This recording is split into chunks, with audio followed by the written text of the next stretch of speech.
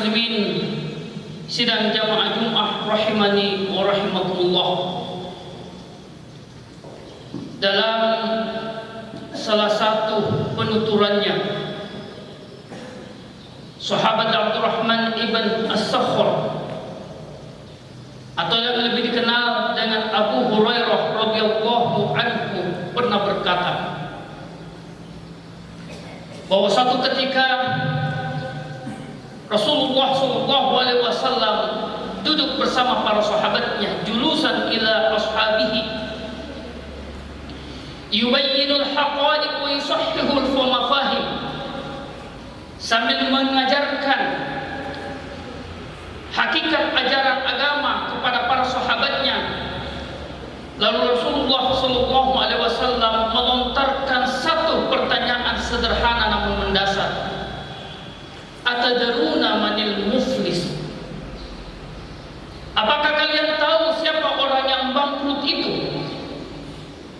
Qalu, para sahabat menjawab, al-muflisu fina man la dirhama lahu wa la mata'.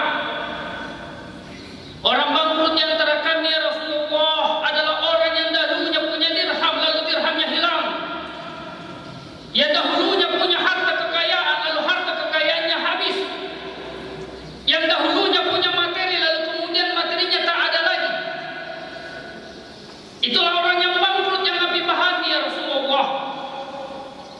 Lalu Rasulullah SAW menjelaskan, al-muflisu min ummati, orang yang bangkrut dari kalangan umatku adalah man ata yaumal qiyamati bi salatin wa zakatin wa sadaqah, yang pada hari akhir nanti, nas'alullah as-salamata, yang kita memohon kepada Allah keselamatan padanya, adalah orang-orang yang ketika di dunia dia mengerjakan salat, dia menjalankan puasa, dia mengeluarkan sedekah, infak dan zakatnya, tapi kemudian di dunia juga wa qad syatama hadza wa qadha hadza wa safaka dama hadza wa daraba hadza wa akhadha mal hadza wa aqtaba hadza. Tapi di saat dia melaksanakan salat, di samping dia menjalankan puasa, dia mengeluarkan sedekah, infak, zakatnya, dia juga mencaci maki saudaranya. Dia juga menuduh saudaranya yang tidak-tidak. Dia mengambil harta saudaranya dengan cara yang tidak benar. Dia memfitnah, dia menggibah, dia membunuh saudara-saudaranya yang lain. Lalu kemudian kata Rasulullah SAW, di akhirat kelak orang-orang berdatangan untuk meminta keadilan Allah, lalu diambillah kebaikannya. Pahala salatnya dilimpahkan kepada orang yang dia gibahi. Pahala zakatnya dipindahkan kepada orang yang diambil hartanya. Pahala kebaikannya dilimpahkan, dipindahkan kepada orang-orang yang dicaci maki. Tapi orang terus berdatangan untuk meminta keadilan kepada Allah sementara kebaikannya telah habis. Lalu Allah Subhanahu wa taala memindahkan keburukan, dosa, kejahatan orang-orang yang dia zalimi, orang-orang yang diambil hartanya, orang-orang yang diambil haknya, untuk kemudian dipindahkan kepadanya. Wa turiha ilan nar, lalu kemudian dia akhirnya dia dilemparkan ke dalam api neraka. Na'udzubillahi min dzalik. Hadis ini diriwayatkan oleh Al-Imam Muslim rahimahullah taala. Ma'asyiral muslimin sidang jamaah Jumat rahimani wa rahimakumullah. Hadis ini tentu saja sebagaimana karakter sabda Rasulullah SAW yang syamil, yang jami', mani', tentu memiliki banyak faedah, memiliki banyak pelajaran untuk kita. Yang pada kesempatan berbahagia ini, khatib ini menegaskan salah satu hikmahnya, bahwasanya al-Islam itu adalah agama yang universal. Al-Islam adalah agama yang utuh, agama yang kafah, agama yang rahmatan lil alamin. Maka seyogyanya untuk kita kemudian membangun karakter keislaman kita, membangun mafahim dan karakter atau paradigma keislaman kita secara utuh, bahwasanya Islam itu tidak bisa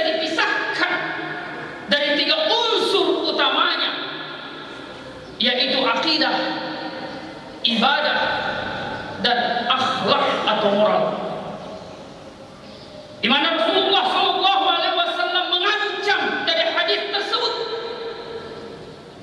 bahwa ada di antara umatnya, bahwa ada orang di antara kita yang kemudian punya perhatian menjaga sedemikian rupa akidahnya, menjaga sedemikian rupa ibadah-ibadahnya, tapi kemudian dia melupakan sisi yang ketiga yang tidak kalah pentingnya, maka merupakan salah satu unsur penentu sebagaimana tauhid menentukan, sebagaimana ibadah menentukan, bahwa moral atau akhlak juga adalah merupakan hal yang utama dalam Islam yang berdasarkan hadis tadi sangat menentukan daripada keselamatan kita di akhirat nanti. Nauzubillah dzalik. Ma'asyiral muslimin sidang jamaah Jumat rahimani wa rahimakumullah. Olehnya itu para ulama-ulama terdahulu, fa min babi aula para sahabat Rasulullah, wa afdaluhum adalah Rasulullah sallallahu alaihi wasallam sendiri adalah sosok yang sangat memperhatikan moral dan akhlaknya.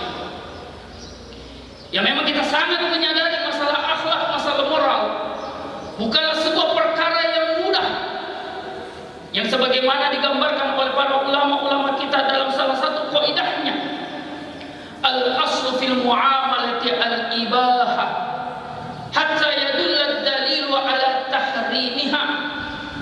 Hukum dasar daripada sebuah muamalah itu adalah boleh sampai kemudian datangnya dalil yang menyatakan pengharamannya.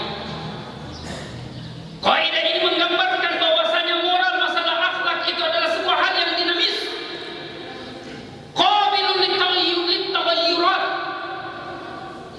senantiasa menyesuaikan dengan kondisi dan sikon, dan inilah disebut dengan al-hikmah, yang umat Islam jangan sampai kehilangan daripada hikmah ini, daripada akhlak atau moral ini, karena Allah dan Rasulullah SAW atau agama ini telah menetapkan akhlak sebagai bagian yang tidak terpisahkan daripada akidah dan ibadah tersebut.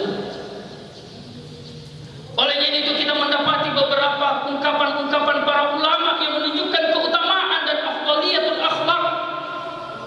Al-Imam Ibn Mubarak mengatakan ta'allamna al-adab 30 aman. Dahulu kita mempelajari tentang adab itu sampai 30 tahun. Wa ta'allamna al-ilma 20, dan kami mempelajari ilmu itu 20 tahun. Ibnu Sirin juga mengatakan ta'allamna al-hadya kama ta'allamna al-ilma. Kita mempelajari unsur-unsur dan prinsip-prinsip akhlak itu. Kita mempelajari prinsip-prinsip moral itu sebagaimana kita mempelajari prinsip-prinsip agama lainnya. Oleh itu ma'asyiral muslimin sidang jamaah Jumat rahimani wa rahimakumullah, perhatian kita terhadap akhlak mudah-mudahan sama besarnya dan sama beratnya sebagaimana kita menjaga akidah dan menjaga ibadah kita. Karena agama ini ditinggalkan oleh Rasulullah SAW dengan 3 unsur tersebut. Tidaklah Rasulullah SAW meninggalkan kita kecuali beliau telah meninggalkan contoh bagaimana beliau menjaga akidahnya, bagaimana beliau menjaga ibadahnya, dan juga meninggalkan contoh bagaimana beliau menjaga akhlaknya secara seimbang dari tiga unsur agama tersebut. Barakallahu li wa lakum bil Qur'anil azim wa nafa'ani bima fihi minal ayati wa dzikril hakim. Aqulu ma tasma'un.